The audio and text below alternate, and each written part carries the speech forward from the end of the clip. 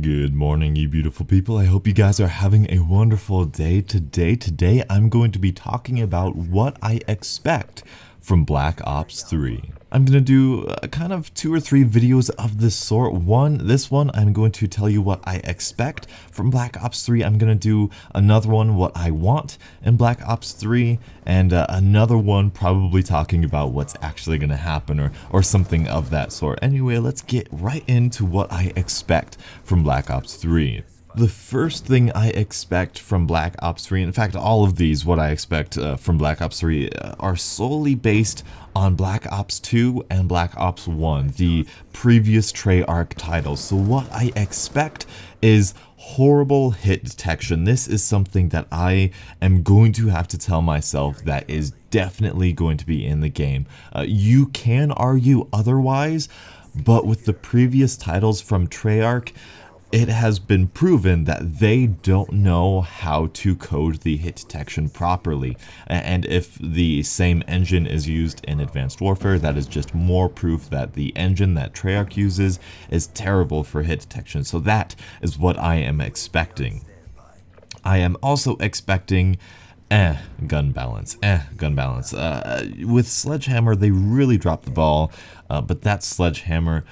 But what I expect from Black Ops 3 is probably what we got with Black Ops 2, which isn't like the worst weapon balance we've ever seen, but it's nothing compared to the Modern Warfare 3 or the Call of Duty Ghosts weapon balance that we got, that every single weapon is viable and fun and unique and different to use. With Black Ops 2, it was like, there was a handful that you could use, but there was like 1 or 2 from each category that was just pointless and gimmicky, and really it wasn't. Like, people like the KSG, but it wasn't necessarily the best shotgun or a viable shotgun in all circumstances. Well, that's, I guess you could argue that the Ghost shotguns were the same deal. Shotguns and sniper rifles, man, I tell you, really haven't gotten a good quality build, I want to say, in the previous Call of Duty. Call of Duty Ghosts, again, not bad with 5 or 6 sniper rifles, but in Black Ops 2, and especially in Advanced Warfare, which I know is Sledgehammer, but in Black Ops 2 you had like the SVU, the Ballista, and the DSR, and that the NA-45. No, that's definitely not that one. That 4th shotgun or the 4th sniper rifle that nobody used. So really, and the target finder LMGs, you know, overpowered or uncounterable or unfair, or whatever as they were. Gun balance. It's not gonna be like terrible, but it's gonna be like really not fun. MSMC, if you were using an MP7 against an MSMC, they still had an advantage over you, especially with the horrible hit detection. Also, I'm going to expect terrible sound design. Again, Black Ops 1, Black Ops 2, and if Advanced Warfare is indeed running off of the same engine as those two games, Advanced Warfare, terrible footsteps, which means people can run around aimlessly and not get punished for it. Call of Duty is all about positioning. Where you are, where the enemy is, you guys have heard me say it before. I might do a whole video on why that is, but it's all about positioning. And if you can change positions, if you can sprint across the map with 0 penalty, that really isn't balanced. That's really not fair. That doesn't take any skill in flanking anymore, and we'll talk about that in the next point I have. But the lack of footsteps just kind of takes away a layer of skill that could be on there. Sure, you can do fine with your UAV, but what if you took away the minimap? Yeah, of course, it would still take skill, but it wouldn't matter if you had a silenced or unsilenced weapon anymore. It wouldn't matter if you got a UAV anymore, because you had no more minimap. So it's just one layer of thing to die from that they're taking off. The next thing I am going to have to expect is the maps are probably going to be horrible. It's going to be terrible. Do you guys remember Slums? Have you played Slums? Have you played Plaza, Meltdown? That's the map we're going to get. That is not map design. If you drew 3 lines on a piece of paper and 2 lines across those parallel lines, that's the map design in Treyarch in Black Ops 2. Not so much Black Ops 1. Black Ops 1, I feel like the maps were fine. They were good, solid. I even like a lot of those maps.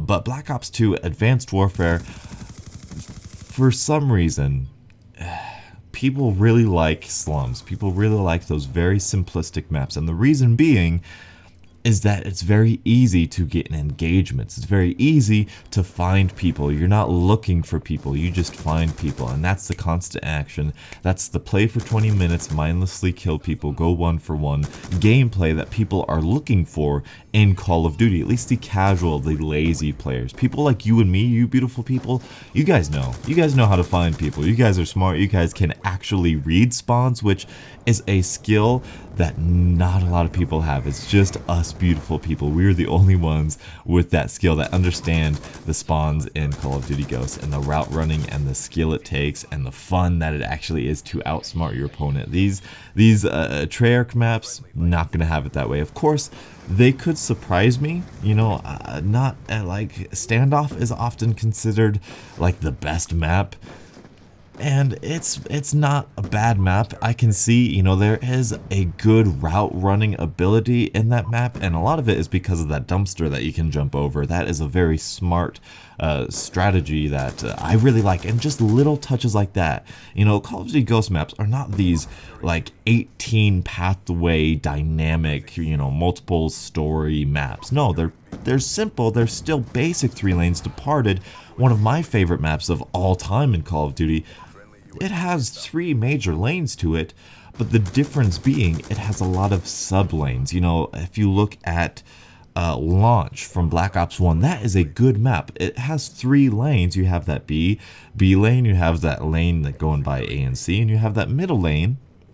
But it's a good map because you can get from one point of the map to the other point of the map in a lot of different ways. And there are power positions. Power positions play an interesting role in map design, and going towards and away power positions kind of suck away some of the pathways. You know, on Jungle, everybody was on Pride Rock, so you kind of knew that some pathways would be more populated than others. That's a whole different topic, but what I expect from Treyarch is those boring, simplistic 3-lane maps, because that is what the majority, that is what the casual, that is what the lazy player wants, and that's what's more popular.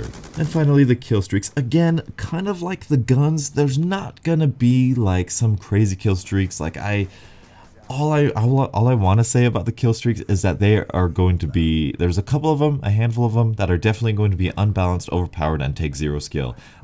Probably Orbital VSAT's probably going to return. That's a Treyarch thing. They love that kill streak. Hopefully they make it like a 15 kill streak, like you really gotta earn it. I feel like that would be perfectly fine if a 15 kill streak was an Orbital VSAT, because it's just insanely overpowered. I've said that before. And the Hunter Killer, the RCXD, are probably going to return. And I remember in Black Ops 2, David Vonderhaar looked us right in the eye and said, "We're bringing back a fan favorite, the RCXD." Nobody likes that kill streak. Nobody is excited to play the RCXD. Nobody wants that kill streak, David Vonderhaar. That is a trolley kill streak. That is a kill streak only bad players use to ruin other people's day. You know, I mean, it's uncounterable. Sure, you can run Flak Jacket, but that only helps so much. I remember dying from a Hunter Killer and an RCXD in Black Ops 2 when I had Flak Jacket on, so I don't know if that was because I was hurt or not, but all I'm saying is Treyarch is going to have those trolley kill streaks that are really overpowered, that are going to ruin the experience, and are not going to be balanced for both sides. Sure, it'll get you kills and everything like the Lightning Strike did, but you're going to have zero warning about that Lightning Strike still, I guarantee you. So that's what I have to say. Again, we are still going to have those crazy fun kill streaks.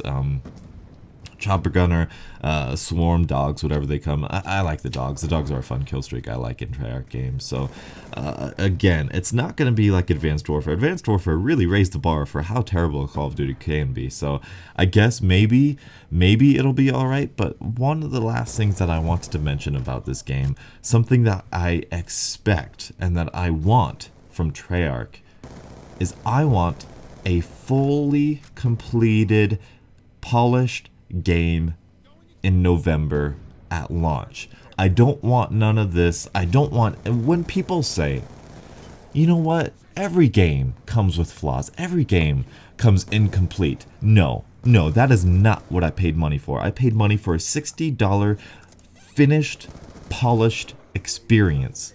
with the added bonus of our 21st century being able to update and tweak things that we didn't catch before launch. That is what I expect. I expect a fully capable launched game at launch. I don't want none of that half-completed bullcrap that we got from Black Ops 2 and Advanced Warfare, and even Call of Duty Ghost for a certain extent. So that is what I expect from Black Ops 3. It is kind of negative, but with all of this beautiful marketing, by the way, the marketing is so beautiful that they're doing. I love marketing tactics. I love trailers. I love all that sort of hidden Easter egg stuff. I love diving into details. I love what they're doing with the marketing stuff. Everybody's going to get so hyped. They're going to get so ready. I cannot wait for Black Ops 3. It's going to be the best Call of Duty ever.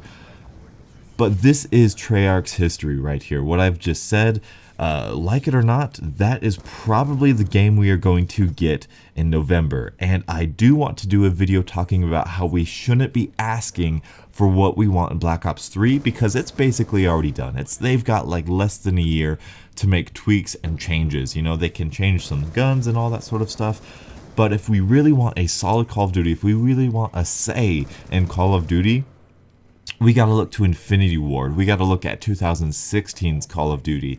And then next year we can worry about Sledgehammer's Call of Duty, if that makes sense. Catch them when they're beginning the ideas. Catch them when they're starting to put these things into place. When they're beginning, say, automatically up front, no more danger close, no more toughness, no more boring perks, all that sort of stuff. So that's my rant for today. I think these things need to be said, brought to light, kind of get everybody's focus back to what we're actually probably going to get. So what do you guys expect from Treyarch? What do you guys expect? What are some of the positive things that you guys expect? The Pick 10 system, do you think they'll balance it like they did so beautifully in Ghost?